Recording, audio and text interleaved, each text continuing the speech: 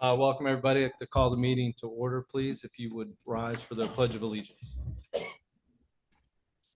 Pledge allegiance to the flag of the United States of America and to the republic for which it stands, one nation, under God, indivisible, with liberty and justice for all.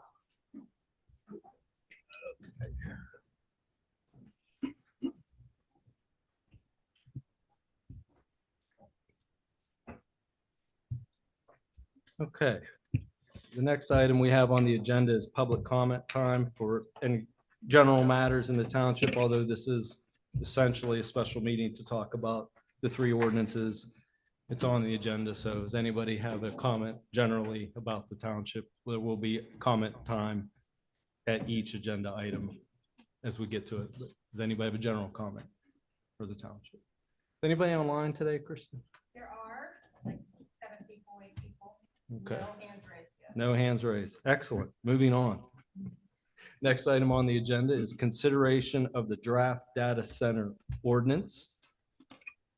As the members had a chance to review the ordinance. Several times. And as since, I guess, was it the last week? Revisions, I guess should say revisions posted last week. Yes. Any comments from the board at this time? Won't be your last chance, I assure you. Fantastic. Our comments were submitted and should be filtered into this. Okay. TJ, do you have any comments before we open it up? No, nothing additional this time. Okay.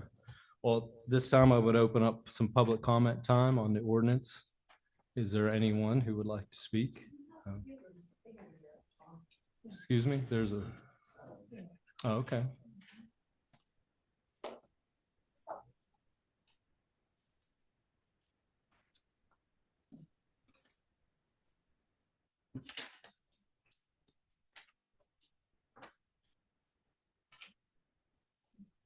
To the best of my ability, I'll go through this order and then see who else or who may be online that wants to. Mr.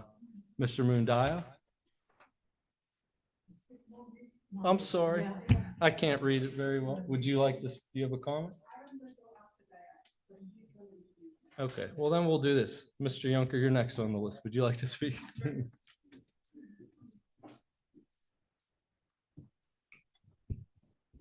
Thank you, Chairman Steele, members of the Planning Commission. My name is Robert Max Yunker. I'm an attorney with Babst Calland, representing CNX Land LLC.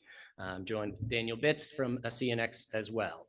I'm not going to talk about the history of CNX, the history of the Zediker Station property or anything else. I'm not going to go point by point through the two letters that we have submitted. I will start with where we agree. We do agree that an ordinance is appropriate and should be crafted by the township to address data centers. We know that is a burgeoning land use. We know, use of Zoom and Team and everything that we have in our current digital society, it requires that type of a land use. We agree that the I-1 and the I-2 are appropriate locations. But our difference is we do think and believe and supported in our letter that this ordinance must be legal. This ordinance that you have right now is illegal for two reasons. One, on the individual basis, as detailed in our letter, there are a number of provisions that are in violation of the municipality's planning code, are taken from other states, are not applicable to Pennsylvania. Two, taken together and cumulatively, there is nowhere in the township that a data center can go in the I-1 or the I-2 when you apply all of the restrictions that have been imposed by this ordinance. So it becomes a de jure exclusion, even though it's not a de facto or an express exclusion. And we know, Mr. Bickle is smart enough to know that you can't put in something that says data centers are not allowed anywhere or anything like that. But the death by 1,000 cuts and the number of provisions here just make it that a data center going through a conditional use process cannot meet these requirements within the township. In another point I'd like to make for the public, we made it at the last special meeting, we've made it again. CNX does not have an application at the ready to bring forward to the township for the Zediker Station property. We are not looking to come in as a use not provided for through your process, special exception through the zoning hearing board. We've made that commitment in meetings, with the township as well. I want to repeat it here as well, because we are asking for just this process to slow down, to allow for additional dialogue and discussion, and to look at the properties that are involved in the I-1 and the I-2 and consider how the application of these requirements, render them just not feasible. We're not looking for incentives. We're not looking for a red carpet to be rolled out. We're not looking for a LERTA or something along those lines. But right now, this ordinance is a big do not enter sign. And so we think, because there is some time, because there are a multitude of voices and opinions, that the Planning Commission and the Board of Supervisors should take this time to study this further. Because this process of you getting a draft an hour before the meeting, last time, having 2 special meetings and continuing to have additions and more restrictions being placed in these ordinances is not conducive and not part of the proper process to review an ordinance that has a zoning restriction on private property.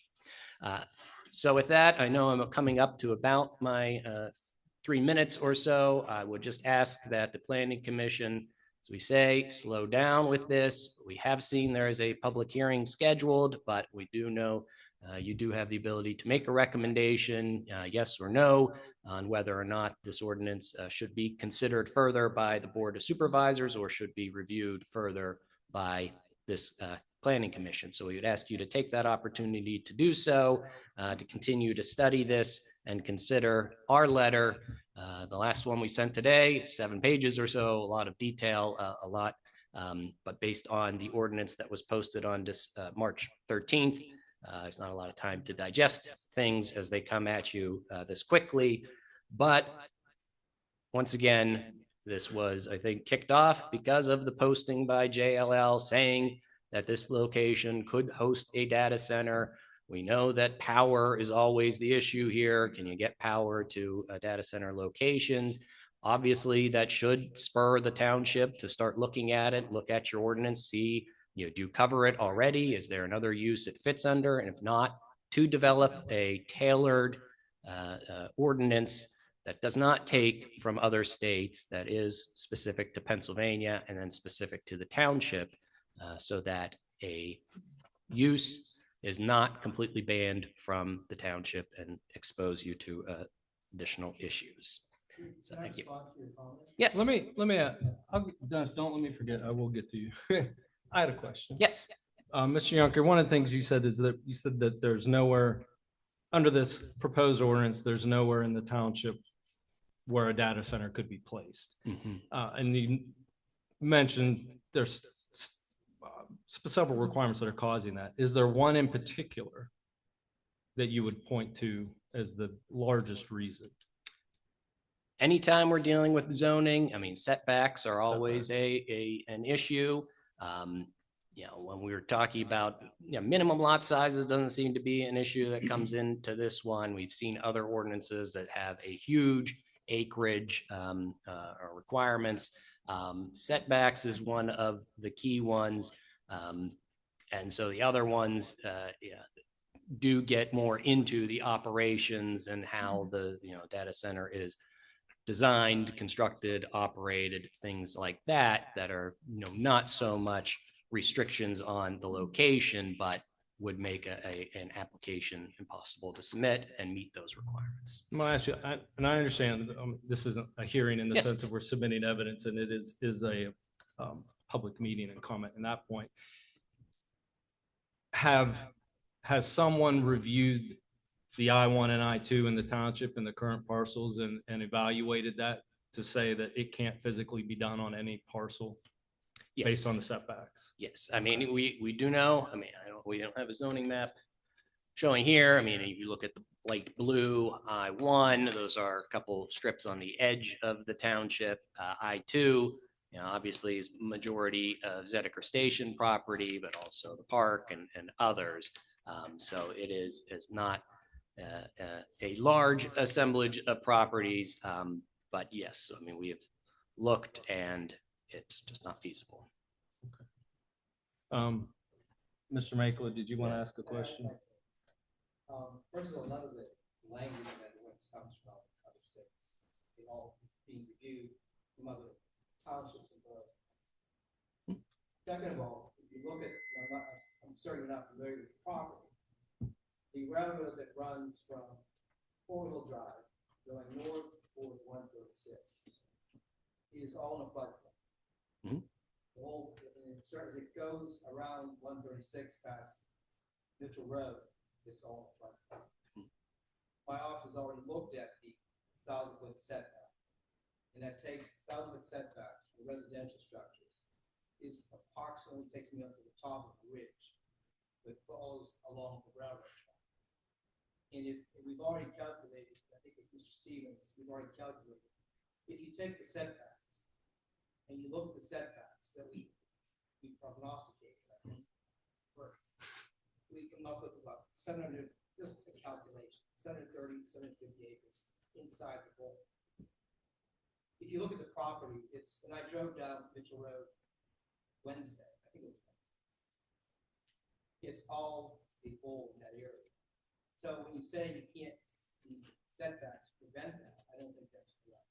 Mhm. Because you can't build those floodplain, the hills, that's a natural buffer to the people having problems with buoys, having problems with light and everything else.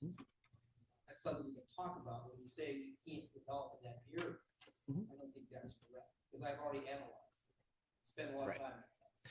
Well, and I mean, you have those provisions in the ordinance that talk about methane pockets. And I know we've talked about before on, could you put one where there's been mining, and there's mining all over the township. It's up on your board right there and all of Western Pennsylvania. And I would say, yes, maybe you are looking at townships of other models, but those townships are looking at other states because they always reference a special use application or permission. That's what your draft on March 5th said, Dennis. It's been Well- changed now to conditional use, but that's one of the hallmarks that we see. Whenever somebody's talking about a special use, they're looking at an ordinance from Virginia, North Carolina, Ohio sometimes, and other states that have different rules and different requirements, and Pennsylvania does not have a special use Well, designation. and I agree, that might have been typographic, but the ordinance in itself, I looked at other different municipalities. But again, when you Mhm. say about not being able to develop in that area, you need to take a look at that. And first of all, contrary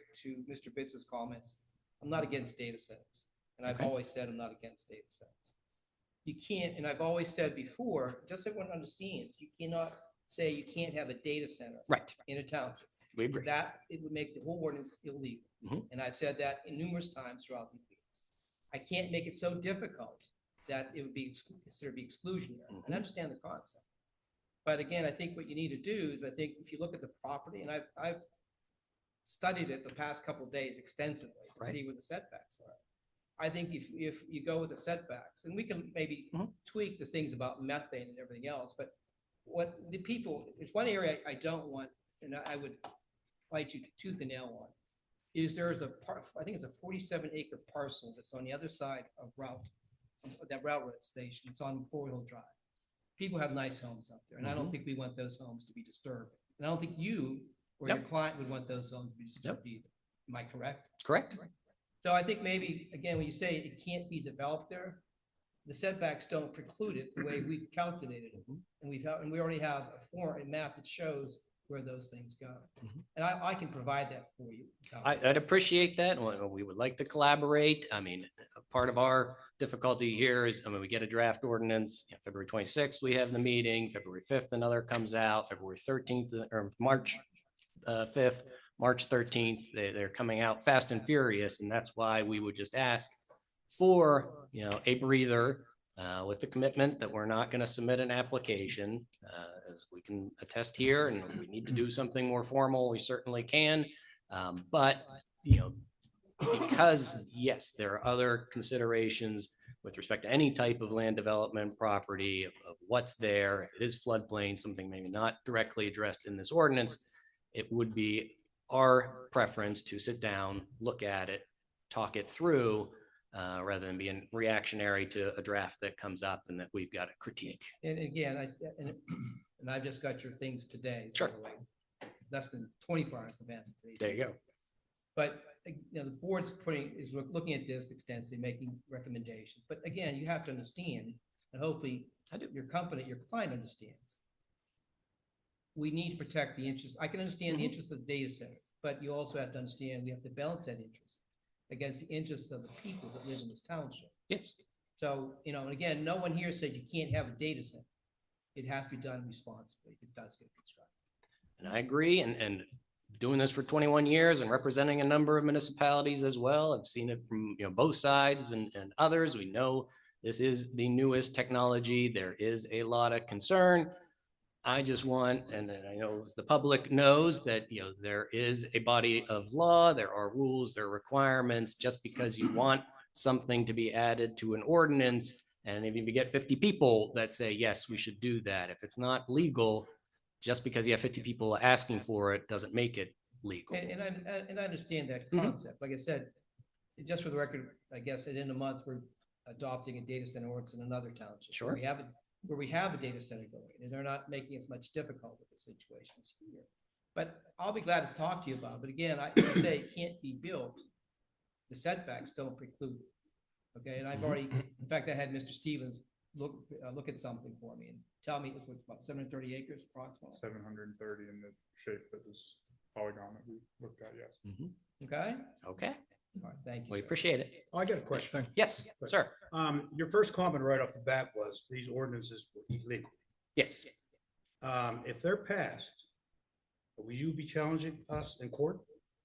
I'm not sure. I can't speak to that right now. And as Mr. Makel knows, the path to challenge an ordinance is difficult. I mean, it comes through the Board of Supervisors But sitting you in the said it was first illegal. instance. So my Yes. question is, you've already stated it's illegal Yeah. in your opinion or your law firm's opinion. Yes, And the next thing would be a challenge to this. that is possible. But the first thing I said is the Possible. areas You already that said it was we, illegal. Hold on, one at a the time. areas Even that from we the- even agree from the on. chair. I don't want to get to the, you know, the illegality. That's not the first thing. Yeah, I The first thing was that we agree that an ordinance needs to be put in place. The second comment is, yes, a number of these provisions taken by themselves would not survive a challenge or have been overturned Well, in that's- court that's before. What I was Yes, looking, so you will be Right. challenged. Question. yes. Has CNX considered any other plans for developing that land? Oh, going back years, yes. I mean, there What? were proposals, I think, from the township, a truck terminal at one point, you know, a data center years ago, prior administrations, I think even was identified from the township before all the press kind of in- came out. In so. follow-up then, is Yes. everything else off the table at this point? No, I mean, I don't know, in terms of, you know, other plans or other ideas, I mean, it is between the numbers that we look at, 1,500 acres, I mean, the largest collection of land, it does have its, you know, environmental history and things that are there. I can't get up here and say, okay, if you rezone this to R1, could you put up 1,500 homes, an acre apart? You know, but as of right now, no, I mean, it's been marketed, it's there, it is, but we don't have any other plans. We don't have any Okay, other. well, that answers my question. Thank you. Do you have has anybody mapped out areas that irrespective of a zoning ordinance would not be usable for a data center on on those parcels? I'm not sure. I mean, anytime we are mapping things out, it would be in consideration of either the zoning requirements, either for the I-2 in general, I mean, anything else like that, but I'm not sure if I I can mean, answer like that one. geologically or for any other, you know, engineering reasons, just right off the top. I was just curious about whether or not anybody's ever done an analysis of the site from the standpoint of, as an I-2 district, even irrespective of what kind of an ordinance would be written, there are just a lot of areas where we cannot build because of geology, mostly geology, but also topography. I don't know, Dan, do you want to, I mean, Yeah. do you want the speaker or the microphone? Just tell us who you are. I know Max, or Mr. Yunker did introduce you, but that was a while ago. Dan Bitts with CNX, also a resident, but that was one of the first things we did in working with the township and in the past years was we looked at the usable area. We looked at no impact alternatives, so the floodplain and the stream, so we'd stay out of those areas. And you are left with a very small amount of space that's actually flat, when you calculate in, fills and things like that. So that is part of why setbacks and different spacing become restrictive as well, because it's not flat land. But if I could, but if you take the 1,000-foot setback, have you looked at the 1,000-foot setback from the homes? Because I already have it mapped out. Yeah. I mean, the 500 foot from the property line, the 1,000 foot from the homes, when you take that on all the tracks within that land, there's not much left. And then when you look at the pad areas, there's next to nothing left. So it's the cumulative that we're looking at. We have it all mapped out, and we had our GIS team spend some time on it. Well, I'd like to see a copy because when I Yeah. did the 1,000-foot setback from the homes, Yeah, it has, it basically has us on the top of those ridges. That's what we Right. looked at. And you're not gonna, unless those hills, those are really steep hills, am I correct? Yeah, I mean, And you're that's- not gonna knock those hills down on a thing. That'd be too expensive. Well, that's the topography. I mean, there's only so much you can do, but I think we could very quickly look at it and identify where it works, where it doesn't, where we could, block Right. some space off. But if you look at the 1,000-foot, because we've already mapped it out, we're just looking at GI, what do you call that? Washington County Forest Review map. When I look Yeah. at that, it takes that 1,000-foot setback from Mr. Booth's home or somebody else's home. That puts me on the top of the hill, and you're not gonna knock those hills down. Yeah, from what we looked at, those aren't the problems. Okay, so I if we- mean, when we look at it together with all of the track lines, that's where it's. And if the township would vacate that road down there, you could do a lot consolidation. That makes it more usable, am I correct? But yeah, I mean, there's a couple different things that could improve it, yeah. Yeah, those are not the types of things that because it requires other action, we're looking at once under our control and what we have, and as Dan is mentioning, I mean, this is not just 1,500 acres on one parcel. We've got multiple parcels, multiple lot lines. So you do see, provisions in other ordinances that acknowledge an assemblage and say that, the setback, is not from internal property lines under the same ownership. We don't have that now, so we're drawing setbacks from property lines throughout the entire. But Zedekar Station. if I may, I know it's not what you said, but what I hear is you need us to conform our setbacks to align with flood zones and hillsides.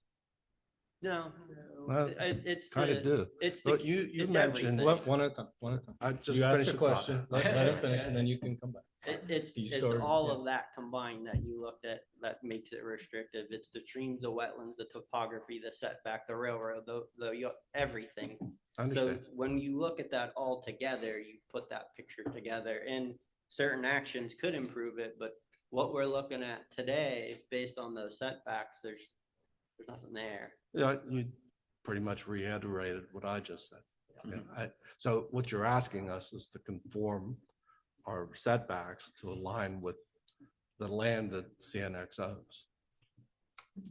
Yeah, I mean, at the end of the day, I mean, looking at all the other areas in I-2 and strips in I-1, I mean, I know we didn't want to talk about CNX and Zedekar Station particularly several meetings ago and want to talk about the ordinance, but at the end of the day, I mean, this is 1,500 acres, has been listed as potential for a data center. So we know that that is what the focus is going to be. And that's why you're not talking in the abstract like you are for other zoning requirements. If you're talking about, cell towers or something like that, we've got a location that's identified in the middle of the I-2 with residential on other sides. So certainly need to be addressed. And I'm not sure if this, I know the township doesn't have any overlays in the township, but that's another concept to consider. Yeah, if you're not just talking about all of I-1 and I-2, and you do want more targeted development, with restrictions, but that also allows the underlying zoning district to remain, and you're not redrawing zoning district lines per se, that's another consideration for the township. Thank you. Thanks, guys. Can you said you had a map that shows the 1,000-foot setbacks? I don't have it here, but I mean, we've spent an equal amount of time on it. So we have stuff that we'd love to share, and we've been asking really to share. So if you stay behind that ridge line, you don't talk about the ridge line. Hold on a second. We've gotten specifics quite a bit here. We're going to move beyond the specifics a little bit at this point. But I think what I'll add to that is you'll be able to, you're willing to share that with the township. And Dennis, it sounds like you're willing to share what you were looking at as well. So you guys can get together and do that. And we don't Sounds have to great. talk about that right now. That's great. So, Yep. Better use of time. yeah, thank you. Thanks, guys.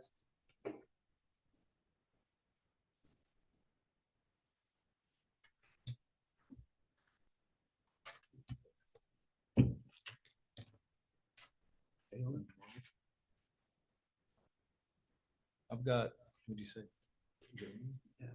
I don't know, Jalen and Bob, is that? Oh, thank you, sorry. close. I'm gonna try. We should have close. printed names if I was gonna go through this. Thank list. you. It's Joe Judy, Ellen. print everybody's name on here for me. I apologize. I'm Joe Ellen, GNSC. This is my husband, Bob. We came to be aware of this kind of late in the game. So I just want to share some quick thoughts as a resident that probably people were sharing weeks and weeks ago. So thank you for the opportunity to just give our perspective. We live in North Strabane, but we are right across the road up Linwood. So I look out my side window and I see a vast swath of the land that's in question. I've looked at JLL's proposed site plans, which oddly disappeared from the internet a couple weeks ago. And there's a couple plans on there which call for about 45 buildings. And 45 buildings with the potential maximum height of 80 feet. And, close your eyes and imagine on that land, 45 buildings that are 8-story high. It's mind numbing. So the 24/7, 365 issues that have all been brought up before, the light, the air pollution from generators, utility concerns, noise pollution, the vibration, every second of every day. Those will all be our very real and very personal problems. Our lives and the lives of everyone on 136, Zediker Station, Route, Muntz, Linwood, Davis School, Floral Hill, 519, our lives will never be the same if a data center is built there. I will never go into my backyard again for peace and quiet. It just isn't possible. From what I've read, it's not possible. I don't actually think I'll be inside my house and have silence again. So I just say that all to explain our personal stake in this. And I know probably most, if not all of you, are landowners and homeowners in the township. So I know you have a personal stake too. So that's just what I wanted to say. Thank you so much. Thank you.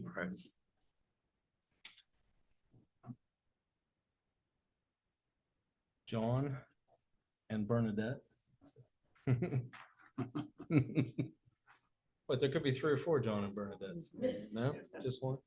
Yeah. Please Yeah, tell John. us your full name, sir. John Milhoen, and also I live on Linwood, right across from Mitchell Road. And I agree with Joe Allen and everything she said, just the change of our life, that this would happen. But I have a question. Do we have any references on CNX? How they treated because I think you said there's others that you have Well, dealt with? You can ask us things, Okay. but I don't like the back and Okay, forth on the good. side. But what was your question is reference, you mean Yeah, have other you projects? received that any they've done? references on how they treat the residents around them? A data center in general, sir? Yeah, okay. Okay. My question Okay. is, have they done this before in other states? I don't think anyone from the board knows whether they have or not.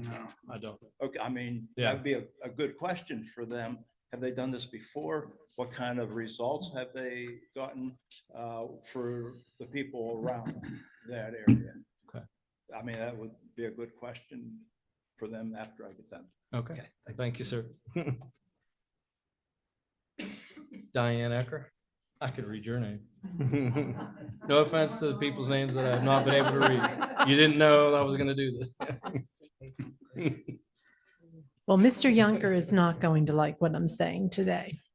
So first, I'm going to begin by thanking you all for the painstaking care that has gone into the development of the proposed data center ordinance. I think it's a strong ordinance, and I think it demonstrates much time, research, and skill. But I think it can be even stronger if we add a few more specifics. I trust that you all have received a copy of Mumby Howe's March 16th letter with certain recommendations. And I ask that you consider adding these to our ordinance, specifically language to the Tier 4 requirements, the tamper-resistant meters, the non-emergency and emergency generator run data, the total campus square footage cap, additional noise monitoring language, calculated payment for the community benefit agreement, stormwater management ordinance compliance, adaptation of emergency response. I personally would like to see that no more than 8 hours pass for township notification and that a written remedy, if there is a crisis, be provided within 24 hours. And if emergency maintenance is needed, I ask that it be immediate so as not to become catastrophic, creating an exception to the 6 a.m. to 6 p.m. maintenance window. I further believe that we need to require that the data center have 24-hour security in both a construction and operational stage. So I'm going to backstep for a moment because Mumbai is going to follow me. And I'd like to just give a little bit of information about her credentials because I think we're extraordinarily lucky to have her expertise offering language for this ordinance. She holds 2 master's degrees, one in civil and environmental engineering, one in public health, as well as a certificate in environmental health risk assessment. All of those came from the University of Pittsburgh. She's worked as a research scientist, specializing in air quality, greenhouse gas emissions, and environmental measure.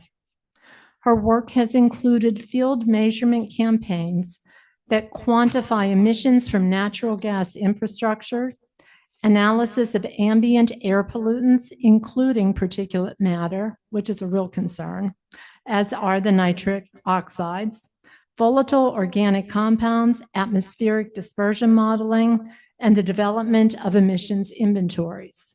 She has presented research findings to government, academia, and industry.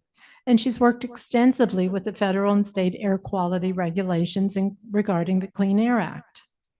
We would be wise to draw on her expertise as we aim to have the strongest ordinance possible. And I'll end with this. Whether we're raising children or writing an ordinance, it does take a village. So thank you. Thank you.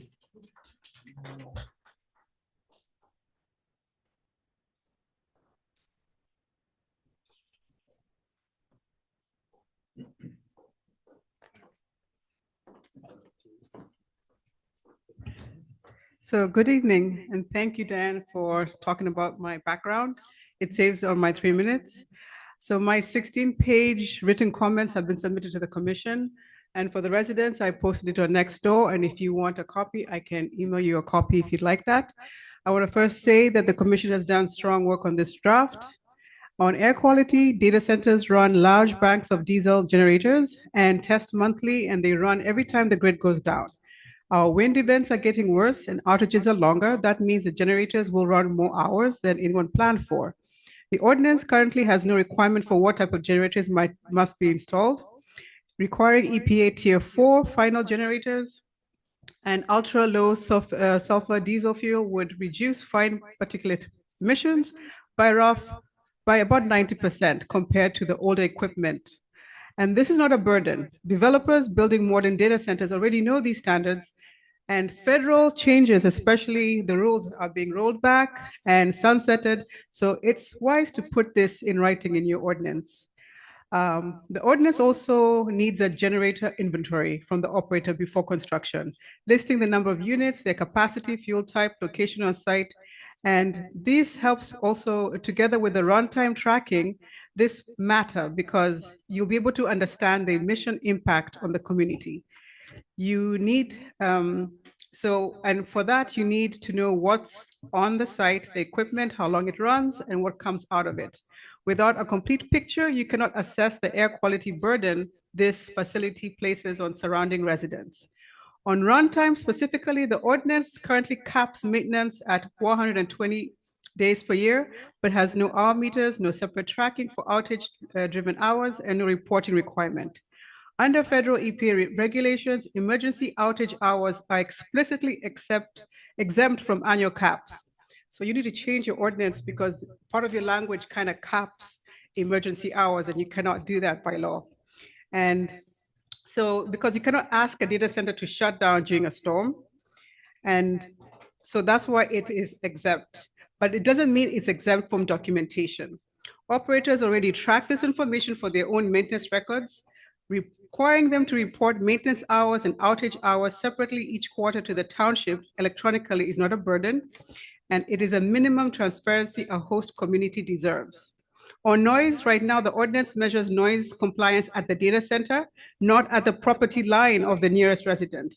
A family next door could experience continuous noise above residential limits without the operator technically violating anything. That needs to be fixed. And the ordinance also needs to address low frequency tonal noise from cooling systems, which standard DBA measurements do not capture. And it needs a mandatory corrective plan with a deadline when monitoring shows limits are being exceeded. Because monitoring without consequences is just a paper trail. On campus size, individual campus size are capped at 125,000 square feet, but there's no limit on how many buildings can be built on one track. 10 buildings at 125 square feet, each is over 1 million square feet of campus. The protections in this ordinance were not written for that scale. You need a total campus cap. On sensitivity receptor definition, as written, a homeowner with an unpermitted shed office could lose their protection status without ever knowing it. Simply remove the unpermitted use exclusion and protect all residents equally. On inspections, the 24-hour notice is fine for routine visits, but for complaints due to noise or emissions, it allows the operator to dial back operations before a complaint-driven inspection arrives. So complaint-driven inspections should be same day with no advance notice. On stormwater, large impervious campuses generate runoff. The township holds its own stormwater permit obligations and should not allow a data center to shift those costs to the township and downstream property owners. A storm management plan should be required as part of the conditional use applicant. And if two data centers are proposed in this township, their combined noise, water demand, and generator emissions should be evaluated together. There is no provision on your ordinance. And lastly, the community benefit agreement, because I think this is the most consequential financial decision this township makes in a generation. The current draft requires agreement, but there's no minimum payment. And the township walks into negotiations with no floor, and a developer with experienced attorneys walks in knowing that. Once the agreement is signed, this community lives with it for decades. A proposed Pennsylvania state bill would set the rate at $5,000 per megawatt. And if you have a 50 megawatt facility, it generates $250,000 a year for this township. A 200 megawatt will generate $1 million every year. This is road resurfacing. This is fire equipment. This is reducing pressure on property taxes. This is new parks, recreation amenities for families. And the Pennsylvania Law Project has already said that the rate is too low for $1 trillion company. But it's a starting point. Whatever number the board sets, they set it before the developer gets to the room. And finally, the ordinance has multiple typos, mismatched cross-references, a broken severability clause, and I've documented all of these in my letters. Please ask your solicitor to conduct a full audit before this ordinance is adopted.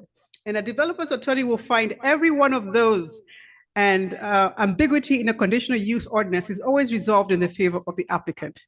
None of what I'm asking tonight is unreasonable. Operators already report similar information to the DEP, to federal agencies, and to utilities. You're asking them to extend that same transparency to the community they're moving in. That is not a burden. This is what it means to be a good neighbor. And I want to leave you with this. Yes, there's an interest in this land. We all know that, but no application has been filed, no deal has been signed. You still have time to get this right before anyone sits down at the negotiating table. Once that moment passes, the leverage shifts and it does not come back. Every member of this commission is also a resident of South Strabane Township. You will live under this ordinance just like everyone else in this room. The question you're really answering tonight is not what standard you hold a developer to, it's what standard you will hold for yourselves and for your own community. Do not sell South Strabane short. Get it right now while you still can. Thank you. Yeah.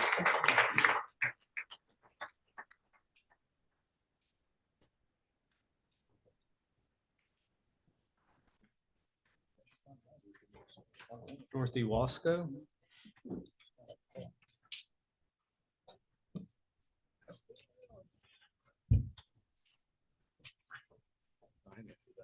Thank you so much for this opportunity. I'll be brief. I just have three things that are on my mind. The proposed setback of 1,000 feet from residents really is deficient. It should be 1,500, and everybody has said that. 1,500 from compressor stations. And typically with schools and public parks, 2,500 feet is the setback. Data centers could be a target for terrorists, from drone attacks, damage to the cooling system, cutting fiber optic cables. These are classified critical as they support banking, power grids, management, health records, military, and government communities and communications. I have, from the township on Seneca, I did a 3-mile radius because of the hum that they were mentioned, they could come within 3 miles. So this 3-mile radius, there are 3,115 addresses that could be hampered by this.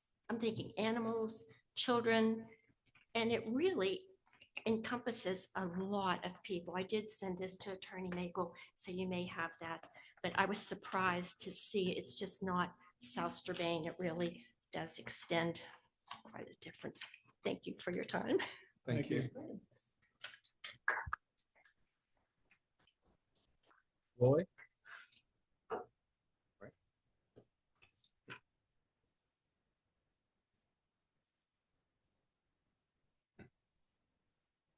Roy Rizika, I live on Floral Hill. I'll be very brief.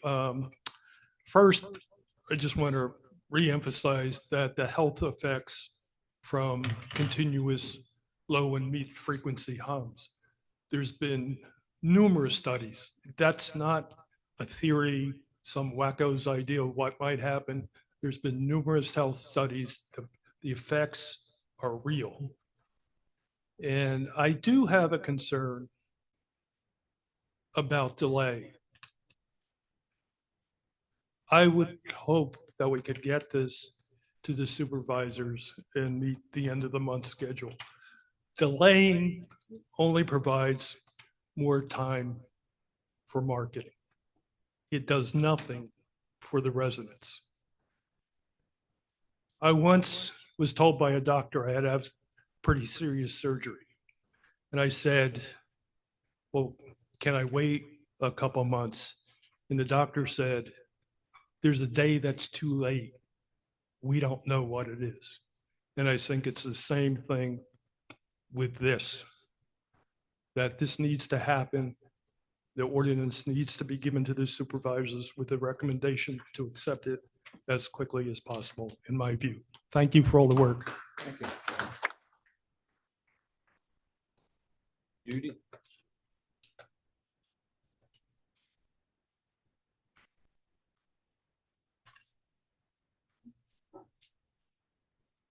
Judy Panasic, please bear with me. These are my notes. I was not planning on saying anything tonight, but I did not realize that CNX was going to be talking. I realized that the person speaking does not live here. The other person does, but that's 1 out of 10,000 residents that is for this. Nobody else has come forward in this community cheering on data centers or feeling that they're safe or coming to any meetings. I mean, everybody you talk to is concerned. They're concerned about their property value, everything else, safety. I mean, you guys know me, I've been coming to everything forever. So I know how all this works. And I know how these companies lie to us and scare us and say things. And I can't tell everybody enough, we've got the best solicitor. There was a gas company that came in and tried to push a compressor station before Dennis was our solicitor on Davis School Road. And they tried to say they were going to sue us for 3 reasons. And Dennis stood up, and off the top of his head, he was sick as a dog. He knew he knew everything. They just left. They knew that he knows what he's doing. I've complete faith in Dennis. I just want to see, CX keeps saying they don't have an application, but then why did they have a federal, and I just let you guys know, like a federal senator was contacted to contact our township to slow this down. Why is everybody trying to slow this down if nobody's coming? I mean, they don't want something. Why is CNX supposedly had a federal senator call us? They're trying to have meetings with our supervisors outside of everything. And they're trying to stop this and slow this down. And that's one of the things is the restrictiveness. Guess what?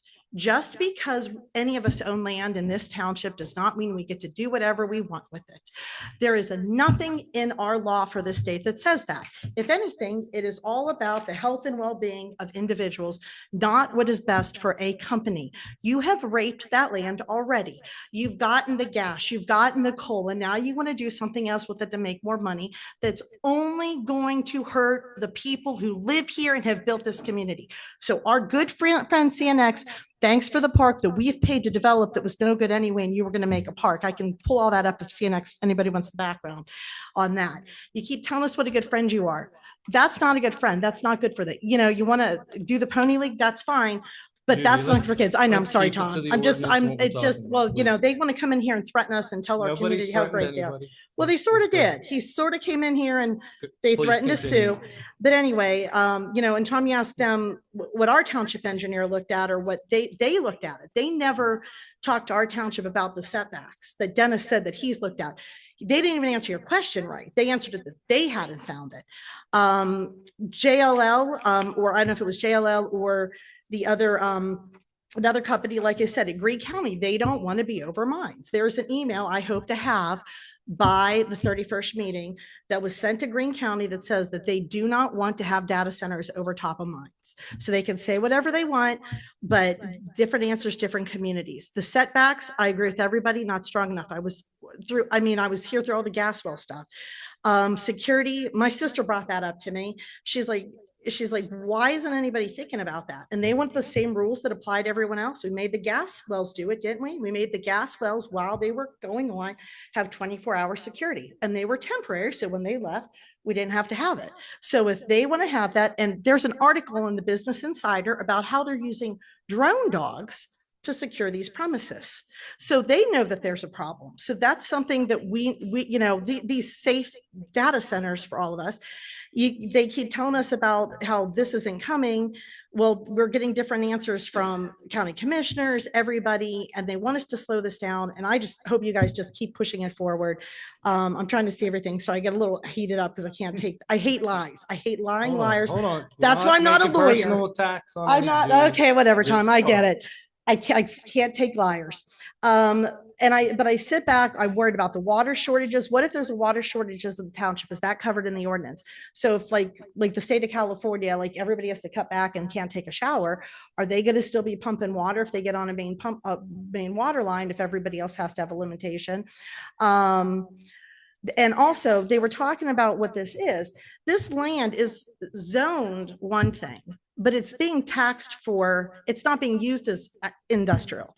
It is being used as residential, agricultural, and commercial. That is what it's being taxed as. So it just happens on our big map, it says I2, but it's not being used. It's for all of this other stuff. And that's what that's what it is. And now they want us to change it. So if you want to open this up, why don't we throw it in C3 too, so that we don't get in trouble? Because C3 is light industrial. They can throw it on the hill that Bass Pro was supposed to come on, and everything will be directed right towards the highway. And there's a creek down there, whatever. But, you know, they keep trying to scare us with where it's allowed or not allowed to be. Nobody in this township gets to have a fence unless it's a certain height. You have to go through zoning. There's rules and limitations. They just don't want to follow the ones that are being set forth with data centers, so they can't get the amount of money they want for the land or whatever. That is, again, not our township's problem. Laney Zipko did not get to put a gas well on her property because she's residential, and the township went and didn't do that. And did she sue us? No. Did she come after us? No. That's what the decision Should we was. go back to the ordinance Okay, and but requirements of I the guess ordinance that you okay, want to sorry. talk about? But the We're here ordinance, for the going back to ordinance. the ordinance, that's what they do. She didn't get anything special for that. And we shouldn't be looking at, because one company is coming to us and saying, this is what we want because we have this big piece of land and we've decided this is what we want to do with it. It has not been any of that stuff for how many decades? And now they want to make a profit on it. That is not what the state of Pennsylvania. It's about the health and well-being of individuals. And please stop. I hope they just stop calling themselves a good friend to our township, because there's not one person in this township that sees CNX that way. I'm out of names on the list. Is there anybody else? Yes, Cynthia, or did I skip you? Oh my gosh. That's all right. Sorry, Ms. Rossi. It's your fault. I went right to Roy.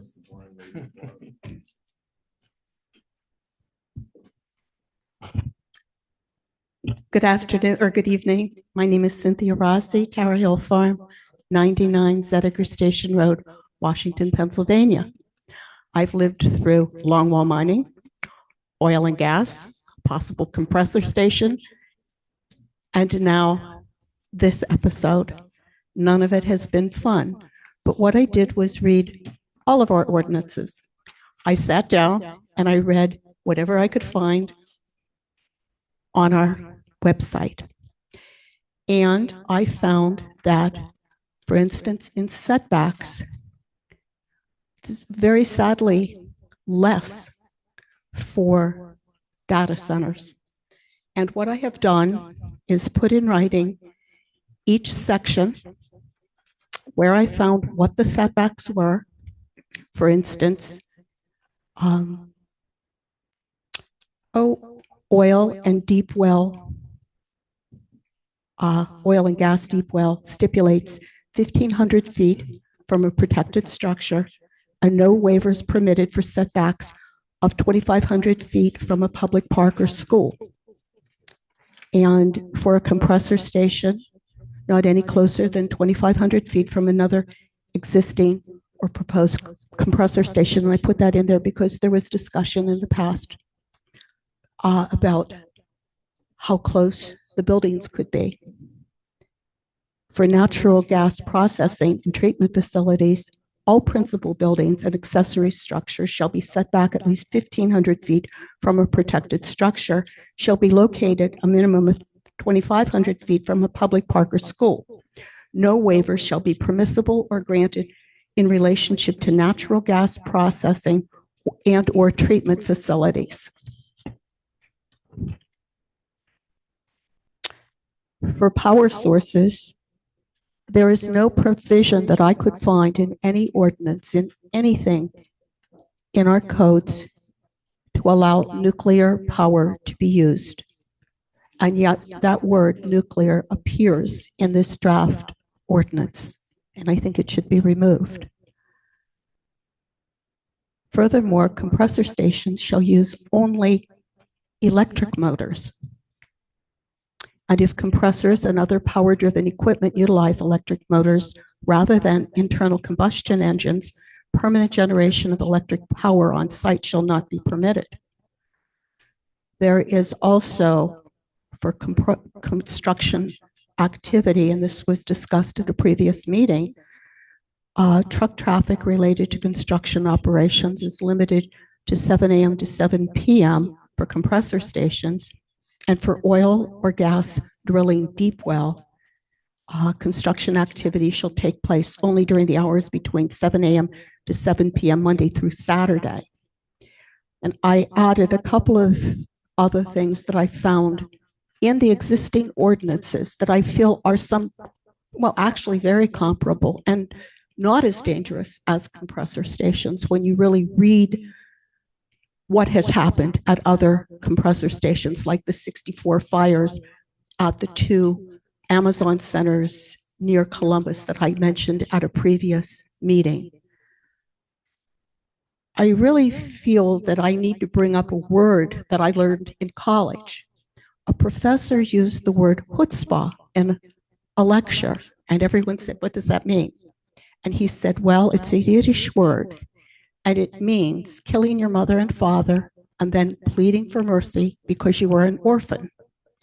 And I find that to be very applicable here. I find it to be applicable tonight in particular. The ordinance, the new draft, was up on the 3rd of this month. Correct? It was available March 13th, rather. And everyone could read it March 13th.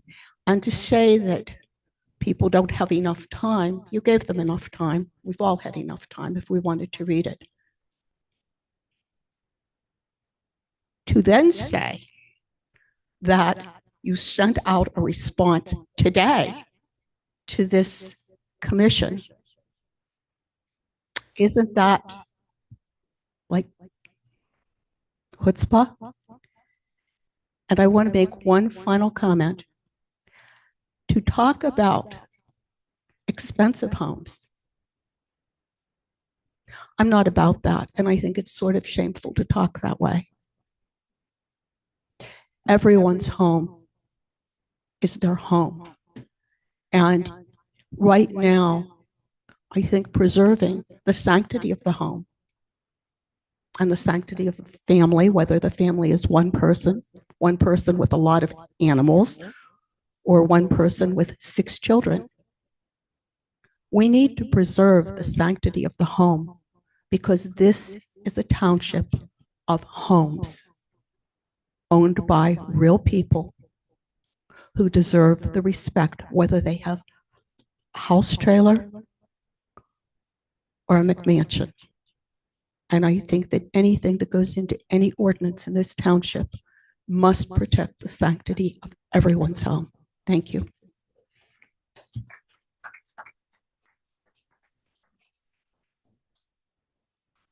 Okay, now I think I got everybody on the list. Is there anybody online, Kristen, that's indicated they have anything to add? Kristen, I do.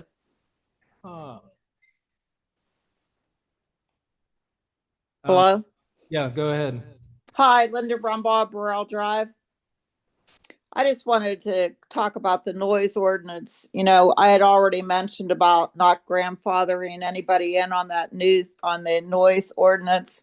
And that would take some of the teeth out of Blaine Lucas's comment about how you're signaling out just data centers. All businesses in the area need to abide by the new rules that we have. They just have to update. And then that way we can't come back and say we're discriminating against them. If every business has to abide by the new noise ordinance, then he can't very well come back and say we're discriminating against the data centers. And also about passing the price to the residents if they complain about noise. That's okay. Go ahead and make the residents pay for testing on there. But if it comes back that the business is violating it, then the business should pay for the testing then. It should be passed on to the business if it finds out that they're violating, not have the business, the resident have to pay for that testing. And another thing I wanted to talk about too is I agree. It shouldn't matter what type of home people are in or what part of the township they're in. That we're all residents of the township. We all pay the same amount of tax depending on the millage of your property that you own. It's irrelevant where that gets put out in the township. That those buildings or wherever you want to put a data center The ordinance should apply to everybody, same as they were saying, whether it be a mobile home or an expensive home. And that's about all I had to say, Tom. Thanks. Thank you. We have one more hand.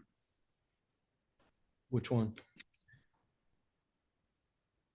Deborah, I'm not quite sure what her name is. Looks like there's one more person online. Can't tell the name. That would be me. Yes, sir. Please tell us who you are. Sure. My name is Frederick Braid. I'm a resident of North Strabane. Dennis, I believe, is familiar, at least with my name. I've submitted reviews of both the data center ordinance and the noise center ordinance, revised versions today. But getting to my brief comments that are going to fit into this time slot. One of my concerns is that the section 245-170 B3 that refers to an agreement between the data center operator and the utility company. But earlier in that section states that there needs to be a letter provided indicates that the utility can meet the needs of the data center. To me, a letter is not an agreement. A letter is a statement. Since they have not officially agreed to anything,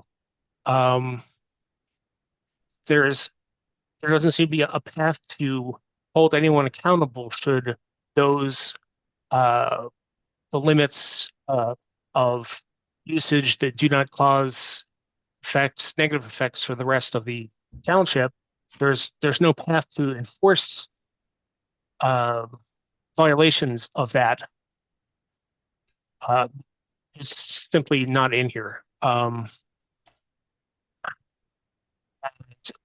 In addition to that, it leads down the path of, okay, if the data center is violating the limits that have been set, who's responsible for remediating it?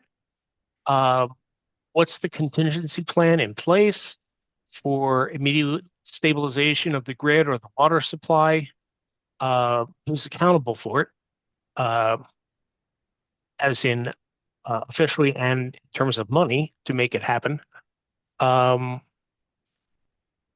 There's also no requirement or assignment of responsibility for the construction, operation, and maintenance of additional utility structures if it is known in advance that the current township utility and infrastructure cannot support the data center's expected needs. Logically, you would think that the company would be on the hook for that, but it doesn't actually state that in the ordinance. Let's see. There's no definition of what constitutes disruption of the grid, in this case, electrical grid. I know we don't want to get overly specific in our ordinances where we don't need to, but if we don't have some even loose definition of, you've disturbed the power grid, then there's really no way to enforce that occurring either. Let's see. And just a general comment. My background is a scientist. I noticed that a lot of the statements in the draft ordinance don't refer to set levels that are considered the acceptance criteria. What is an acceptable result of testing? I understand in certain contexts that doesn't really apply, but I think in a lot of these we may wish to revisit whether or not we want to set acceptable, in this case, numerical limits for some of the testing outcomes that we are requiring from the developer. data center upper. One of my big concerns is how we are defining noise limits. There are two different scales that are used. There's an A-filtered decibel measurement and which is dBA, and then there is a dBc. Very quickly, dBA filters out all the frequencies, I believe, below 100 hertz. The main frequency of annoyance being output by these data centers is somewhere around 60 hertz. So by using only the dBA scale to measure sound pressure, we are missing the majority of the impact that infuriates people throughout the country, throughout the world, because the ordinances don't reference the acceptability of the dBc, which does not filter out any frequencies when measured. So I believe that we should incorporate that somehow in this data center ordinance or in the noise ordinance itself, that it needs to be a combination of dBA expressed and dBc expressed measurements. Otherwise, the 60 hertz, the hum, that a lot of that travels through the ground. That is what is shaking people's houses, vibrating their houses and driving, people can't stand it. Without a measurement of that and a limit on that, we're trying, but we're, it's like swinging and missing at a pitch. You're at the plate, you're trying your best to hit it. I know everyone is trying. I'm simply pointing out that this is a critical interpretation of physical phenomena that we need to pay attention to. And there are other data center ordinances out there that are starting to take a combination of the dBA and dBc into account in their ordinances. So I don't believe we would be the first to do it, but we would be very smart to at least consider doing it. With respect to catastrophic events and response time, I also feel 24 hours is too short to leave a company with something going on that shouldn't be, to give them 24 hours to try and sort it out themselves, is the way I look at it.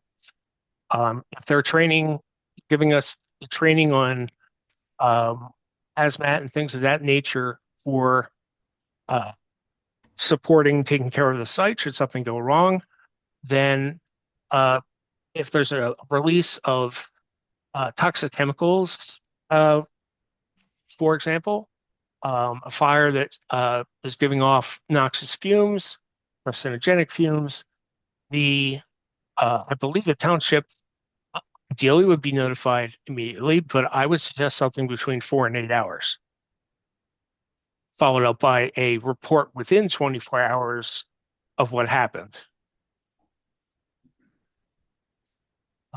That's just a. I'd ask you to pick wrap and it up, choose summary. sir. Yes, I am. That's just a pick and choose summary of some things in my documents. Again, Dennis has the most recent copy of both, as does Township Supervisor. So, and I want to thank everyone on the board for their willingness to listen, actually listen, as opposed to just hear the comments and the feedback from all the residents in the area. Thank you. Good. That's it. Yes. I didn't say anything. Thank you. Hi, Christy Cassidy, Bow Street, East Bow Street. My comments are just basically, I think we're making great progress. I appreciate all the work that's been done. But to me, there are two items that are still a concern. Even after we get all these great measurements and whatnot in the ordinance, we really need to focus on enforcement. It seems like, I'm sorry, I have to put my glasses on. Data centers operate 24/7 and noise, specifically noise issues may be continuous but hard to document. I would just request that we require the operator to prove compliance proactively, not after complaints. It seems like something that they probably are already monitoring themselves. And then if a violation is confirmed, that there would be some sort of automatic enforcement action versus discretion to enforce.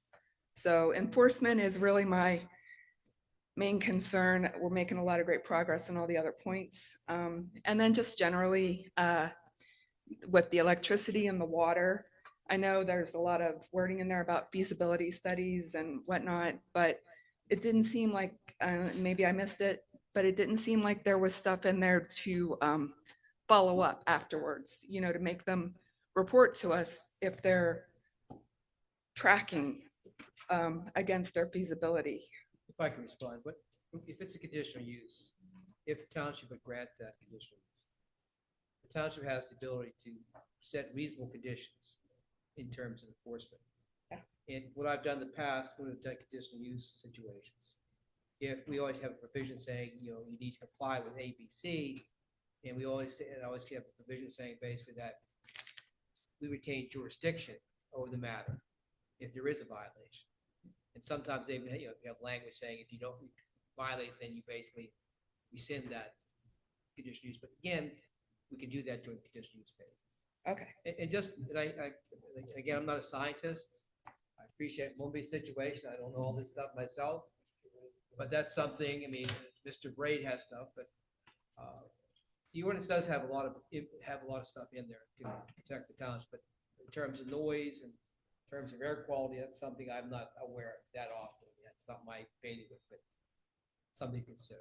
Yeah, me either. I, you know, just read what's on the internet, so I appreciate it. And that, and frankly, that's what I've done also. Yeah. I spend my weekends reading everything about data. I believe it. Thank you. All right, thank you. No? Oh, thank you. Dennis, you took all of our time. I'm sorry about that. Joe Pye, I guess. Okay. Any discussion from the board? We're on item I wanted to 3 ask at the Dennis moment. a question just with Sure. regard to the last things he was saying about, we're talking about mechanisms for enforcement of requirements. Does that include setting of monetary penalties if there is a violation? Because that's one of the things that I'm trying to remember as I've read through the ordinance. There doesn't seem to be a lot of setting of penalties as a method of enforcement. I've never done, when I've done numerous conditional use hearings and drafted numerous conditional use situations, I don't think I've ever put a penalty or anything like that. I'm wondering, you know, what is the method of enforcement then? I mean, is it threat to close down the Well, facilities? I always have Which I provisions- don't think is going to happen when you've got something that they can claim is, you know, a necessity to keep running. That's my Well, and my again, concern. I've dealt a lot with the oil and gas industry over the years. We dealt with oil wells, compressor stations. We always had that provision saying retain jurisdiction. And that's something we'd have to, you know, rescind it and probably go to court about that situation. It's not going to be just, we have in our society, we have to call due process of law. So we'd have to go through that situation. So. You typically, in a lot of situations, Joe, what you have is you have code enforcement gives citations. Citations can go to the magistrate, starts in that process with the court. There can be fines imposed and they can go through the jurisdiction magistrate. They can move on from there through the court system. But what Not is a the basis? specific. What is the basis for monetary penalties? then? Well, if if I can respond, I just did an injunction for Union Township. We got a preliminary injunction ex parte, and I've got to go to court after 5 days. I'm going to court on Monday, I think I have. So we go to court to stop someone from violating the ordinance itself. That's what we're doing over at Union Township. Okay, thank you. We have a couple of the supervisors here. My question to them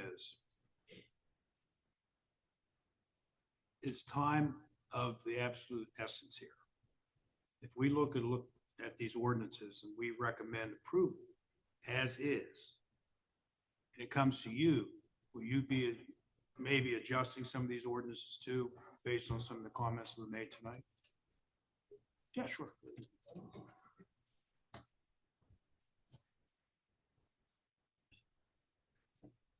I know you don't want to hold it up particularly. That's what we've been talking about. Jeff Poole, South Main Street. One of my concerns tonight, and I was going to speak, then I wasn't going to speak. A lot of things have been addressed.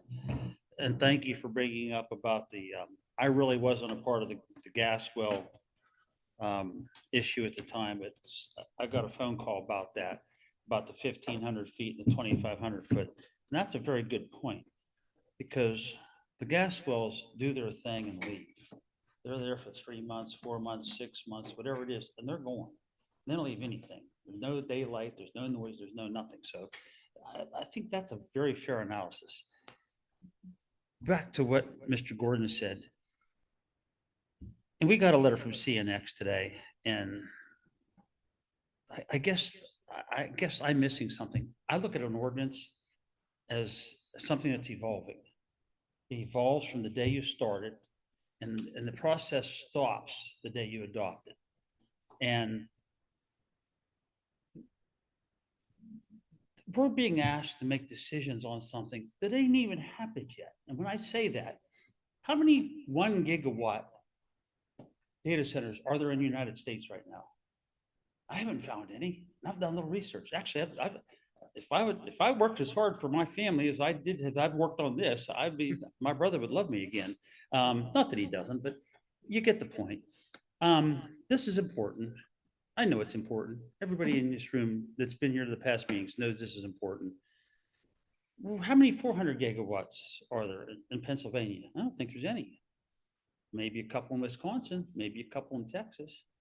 So we're being asked to render rules for something that really nobody knows a damn thing about. So for somebody to make a statement that we're changing the rules every week, we're changing the rules as we read and we learn. And I don't think that's unfair. I was elected to protect the residents. And I think all 5 supervisors feel that that's important. Yes, the property owner has rights. Mrs. Panasic, don't always agree with her.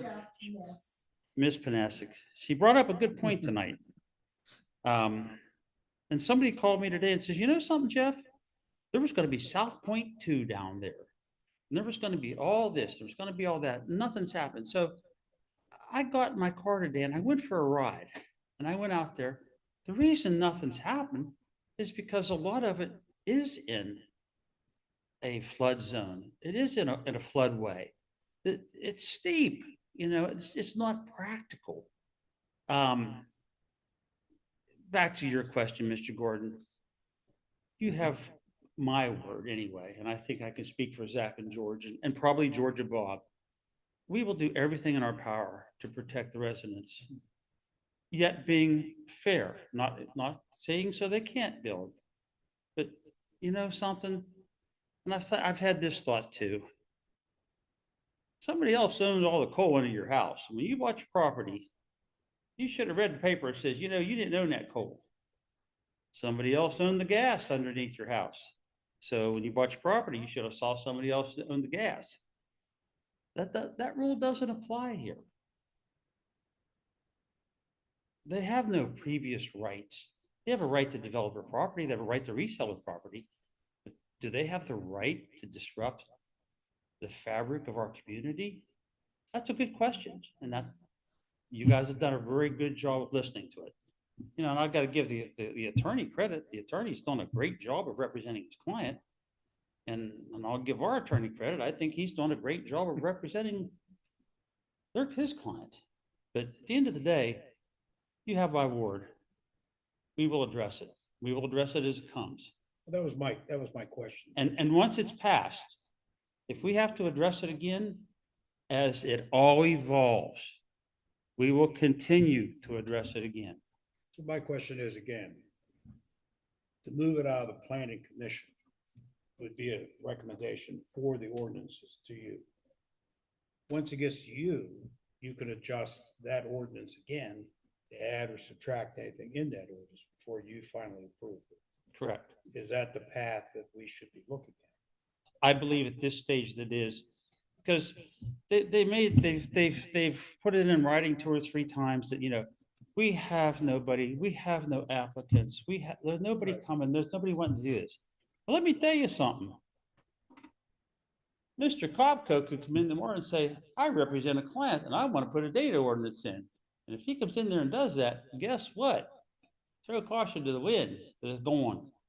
And I think it's imperative that we start somewhere to protect our residents. Okay, I got you. All right, thank you. Thank you, Mr. Moore.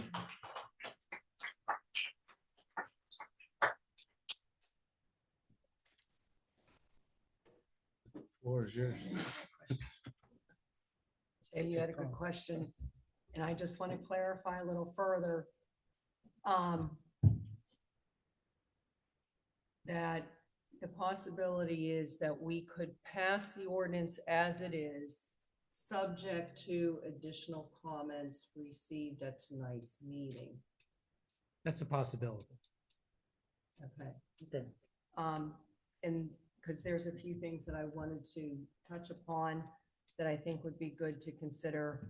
Every time, as Mr. Bull said, the more information we get, the more we're learning, the more we're trying to add.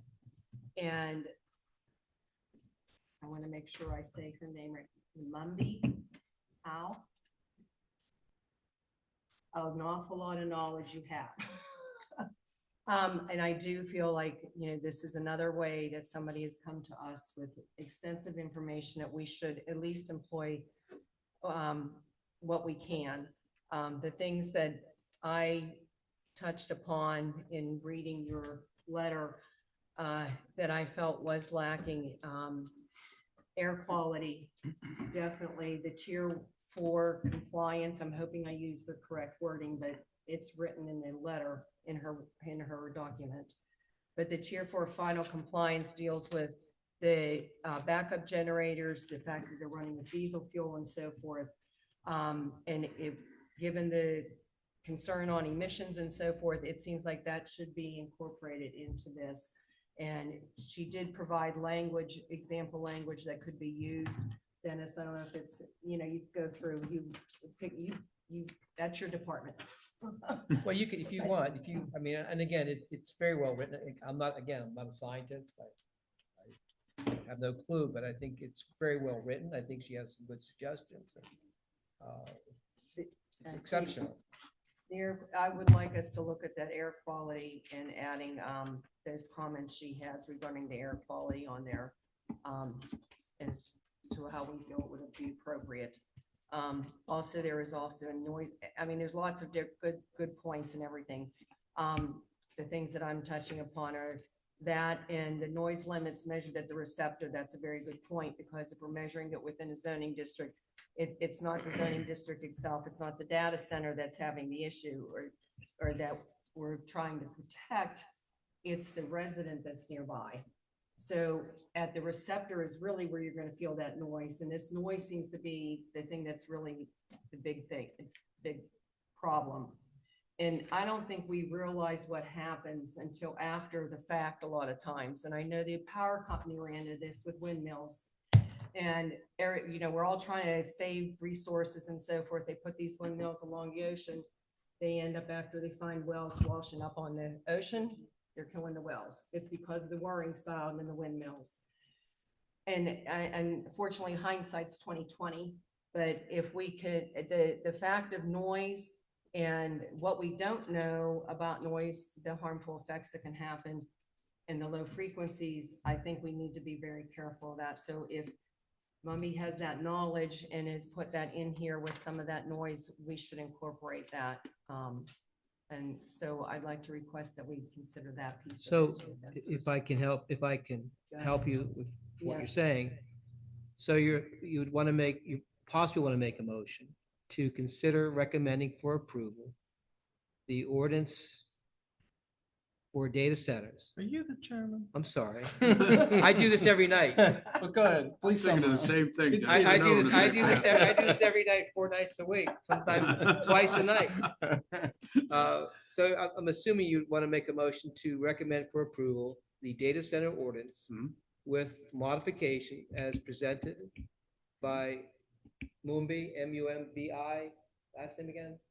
I wouldn't go to the modification. I would say Yeah. with the attachment, the new information that came in, they have recommend approval on the way it is now, instead of us keep going on and on and on in the planning commission. And going on to the supervisors and let them fine tune the ordinances to their satisfaction. So we're talking more a motion to move this forward to consider Yes. further consideration Yes. by the supervisor. Yes, and they can fine tune that ordinance as they wish. Because I think we have tuned it up pretty good.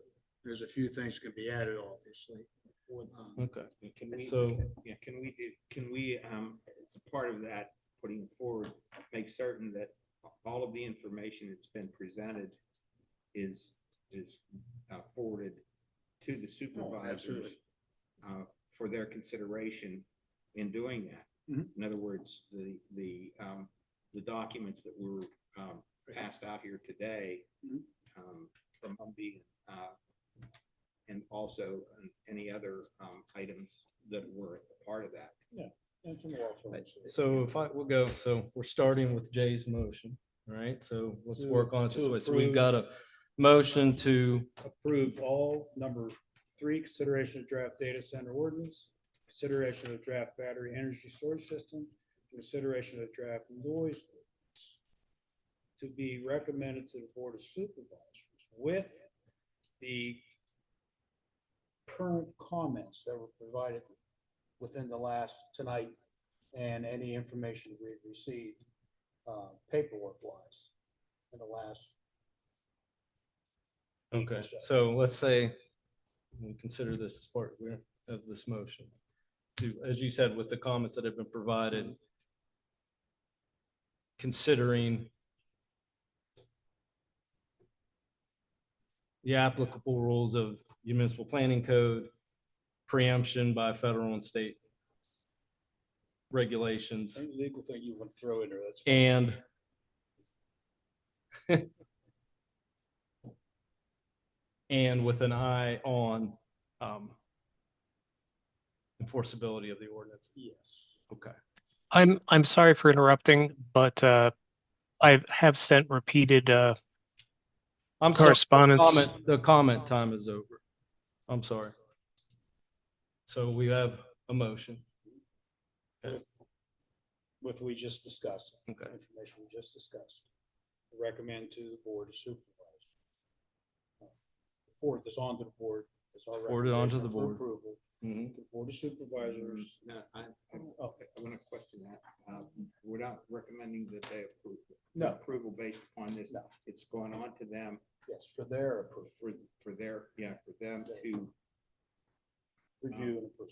for them to review and take action, Which they would do anyways. take action, whichever action they choose to do. But we're also moving on to them, all of the comments for their consideration in making that decision. Yes. I would like to clarify a little further though, because they really kind of need a revised copy to work with. Dennis. I'll be at the office all weekend long. For Dennis would incorporate this into the ordinance so that the supervisors have a revised one to. Correct. So are you making a motion to recommend approval of the ordinance with the comment, with the comments. With we pertinent have made. comments being made. Yes. Yes. Trying to think. So the motion is, as I understand it, is to recommend moving these three ordinances onto the Board of Supervisors to be amended based on the comments that have been made today Yes. with an, I'm going to inartfully say, with an eye on the requirements of municipal planning code, preemption of federal and state regulations, and enforceability, which is to stop. That's the end of the motion, that we're relying on Dennis to take those comments, Yes. everything that he's heard, make some revisions and pass that ordinance through to the supervisors. And we all have the ability to show up and it'll be posted and can see it if there's more comments to be made. That's probably. Paul? Do we need to specify, like you're doing a special with the legal stuff and that, but should we specify about Mumby's letter? Like we have all the Well, that would be comments. part of it. Is You that- said can all that the be- comments. Yeah, That all the- includes all the Mr. comments. Younker's comments. Yeah. That includes everybody's comments here. Okay, so To that's. take that into consideration. I Yes. think it Just would to be clarify. foolish to ignore Yes. anybody's comments Yeah. here that Right. Mr. Makel can look at. Yes. Everyone, I think, has expressed their opinions on each part. So that's Jay's motion. Yes. Is there a second? Second. Is there any discussion on the motion? I think it's a little convoluted. It should be clear when we leave here. It is convoluted. Yeah, it's a lot convoluted, Yeah. and we need to be more deliberate than that, in my humble opinion. We should approve all three of these and forward them to the supervisors, and they can make as many addendums to them as they Well, that's wish. basically what, Well, it didn't sound that way. I know, but that's pretty much with all the comments that have been made in the paperwork. This has been, we've hashed this Oh, for yeah, several we- months, we and beat we could this- go for several Beat this more. pretty good. Because it is dynamic, as several people Yeah. pointed out. And so this could be perpetual, but at some point we should get off And this that's ride. where we would and forward. move it on. The supervisors could adapt it as they Okay. feel they should. Just But so I- I'm clear on that. But they should have, because of the timing of when that meeting is, so they really need an amended copy to work with at that point in time. That's what I'll be doing this weekend. So that's what Dennis is gonna do. Not really. I mean, they could carry this out to June. But they up to they them. go through their own due Good, diligence. That's not really true. It's up to them. Any other comments? I feel like that's our responsibility then to be providing them with something that they're. Well, I don't disagree with that, certainly. That's what I'm saying. That's why I'm feeling like these amendments should be incorporated as much as possible. We don't have something. No, but that's what I mean. We're moving it to the supervisors with the amendments provided by Dennis, so when they get it, it's amended. It's not the same copy we have here. Correct. That's what I'm talking about. Yes. Yes, oh, It's yeah, going to be different. yes. I'm sorry. that's- And there may be I want things you don't clarification. like here or there, but I mean, Oh, each sure. individual person, but there's Right, going to we're be not- a, it's not come back an to us ordinance to for them. adjust that. Imagine there's going to be some things from the. Yeah, that's, Okay. yeah, I'm just concerned that it's Well, amended with the comments from today. Okay. Any other comments? Yeah. Any other comments? I have a question. Is one question about the motion? Is the motion going to say that we recommend approval? We recommend that the supervisors approve this. All right. Kristen, can you state what you think the motion is so we can clear it up? Recommend moving the three ordinances on to the Board of Supervisors to be amended based on all the comments received today with an eye on the FTC, the preemption, and something else that I missed. Enforceability. Enforceability, thank you. Yeah, that sounds right. Okay, so that's the motion. We had a second. Who was the second? Me. Yes, okay. Ready to vote? All in favor, say aye. Aye. Any opposed? Motion carries. Okay, motion adjourned. Okay, can we have a Motion to adjourn? so debate. All right. Second. Thanks, everybody. Thank Thank you. you for the respectful comments.